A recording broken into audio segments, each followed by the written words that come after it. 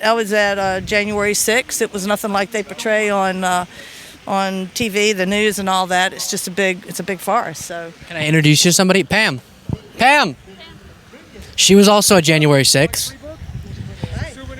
So she was at January 6th too. so January 6th, which you hear on TV, is nothing like what it was. Yeah, it was a riot. It was an insurrection. Oh, it was an insurrection. Yes, it was an insurrection. Yeah, but I don't believe that Trump was the one that. Yes, he was. He had a plan. Why would you want everybody to go down to the Capitol when you've already had a talk? I have more to play for you from that interaction, but I covered a couple days ago my interviews with Trump supporters outside of Trump's Conway, South Carolina rally, and I briefly showed a clip at the end of a woman by the name of Pam Hemphill saying that she used to be in the MAGA cult, but shows like this one helped her get out. Well, there was more that I wanted to dedicate a full segment to, of her actually confronting a Trump supporter over their cult-like devotion to Trump. And before playing the rest of that, of course, the background on Pam Hemphill is that she actually went to prison for her actions on January 6th. She did breach the Capitol, wasn't violent, but did violate the law. And so as she now says, she had to be held accountable, and she was. And since getting out of prison, she has deprogrammed herself, incredibly, and become a staunch critic of Donald Trump and the MAGA movement. And she so happened to be at this rally to warn people of the danger of Trump. So we talked, and then I pulled her into one of the interviews. Here's the rest of it. What? Well, I was down there where Trump was giving his speech, and he says, "Let's go to the Capitol peacefully." Now, what you may not know is Fight like hell. and you saw so many Antifa and BLM that you couldn't number them. The judge has not prosecuted one Antifa, and it's been debunked. The ones that were putting on the Trump clothes were Trump supporters. Here's a question for the two of you. She used to be a hardcore Trump supporter. This is an interesting question, okay? Why do you think that she now perceives Trump supporters to be in a cult? I don't know. That's her opinion. We're all entitled to an opinion. It's a cult. I'm sorry. But I know Jesus Christ is coming soon, and my agenda here is to let people know that whether you're on the right or the left, Jesus is coming. And he's not going to pick sides except for the right side of truth. And that's it. And he knows the beginning from the end. He knows who's being truthful. He knows who's being deceptive. You know truth. If he interviews 5 people, they all have the truth about a car accident, right? She says it's a brown car. She says it's a light brown. So everybody has their truth. But there's facts that you can't deny, right? Okay? Well, that's true. And the fact is, Trump is a cult leader. Trust me. So the Trump supporter wasn't too interested in engaging with what was being said, but credit to Pam for being willing to jump in. Now, these are the sorts of stories that give me hope for sure for our ability to pull people out of the cult, and they do matter and they're very real. I do want to note, however, that even though clearly it's technically possible, as Pam Hemphill is an example of, to bring someone from a January 6th convict to supporter of Biden and critic of Trump, that's not necessarily what we should prioritize. There are enough people who, if they did go vote, would probably decide to vote for Joe Biden, who as of now won't end up voting in this election, that we can reach much easier and convince to vote. That there's really no need to spend hours trying to convince someone who most likely won't be convinced. On the large scale, interpersonally, people in your life, you want to try to pull them out because you care about them, that absolutely. But as a large strategy for us going into this election, it's not the best way to spend time. And actually, in my interview with Pam for episode 4 of Mochas with MAGA, the former MAGA edition, Pam echoed this sentiment. Take a look. So then, I think I have gone to a lot of Trump rallies, talked to a bunch of Trump supporters, lots of Trump supporters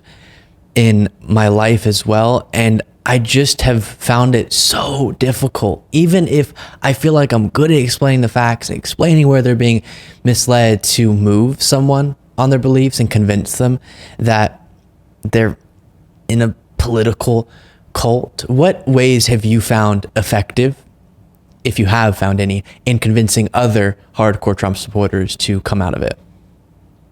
Well, what's been helpful is to read the book by Stephen Hansen on the cult of Trump. However, applying some of those tactics, they're in such denial. It's so deep. It's just like working with an alcoholic that doesn't want to get sober or an addict. they don't want to hear you. They blank you out. You tell them some facts, and they dispute you, argue with you. They don't want to hear it. Their brain has been hijacked and brainwashed by Trump, and it's hard to get through to them right now. That's why I've been telling people, don't worry about trying to convince anybody of anything. Just get your friends to go vote, your Democrat friends and family, because I think they're too far gone right now for anybody to reach them.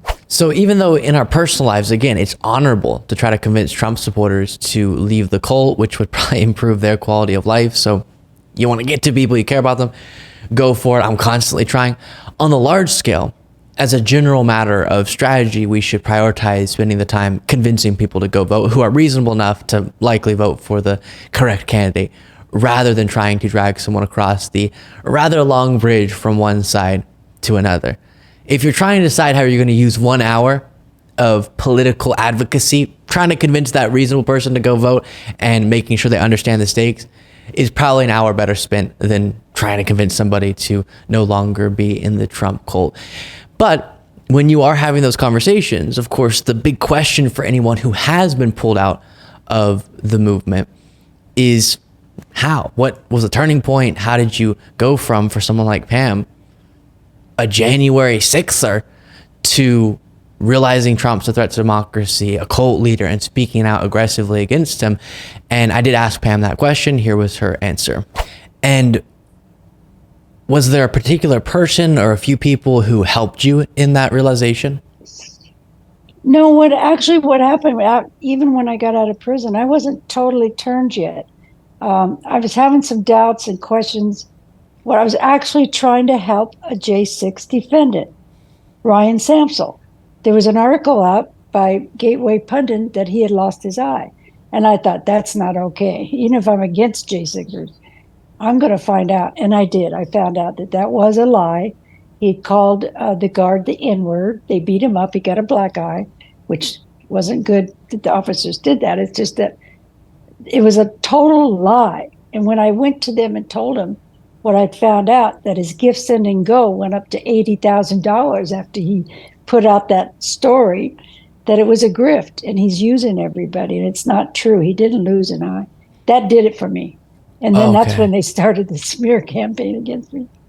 So it was sort of seeing that the people that gave you the foundation of beliefs that you were operating on top of lied about something so obviously, then you started questioning their other stances and beliefs. There it is. Now, because it's truly heartwarming and, to be honest, flattering, I will end this segment as I did the last Trump supporter one with this. Hemphill, and I was involved in the mega cult, and if it wasn't for Luke Beasley's podcast, because listening to him helped me get out. Seriously. Thank you, Luke Beasley. Make sure you're subscribed to the YouTube channel. You can become a member at lukebeasleyshow.com/membership.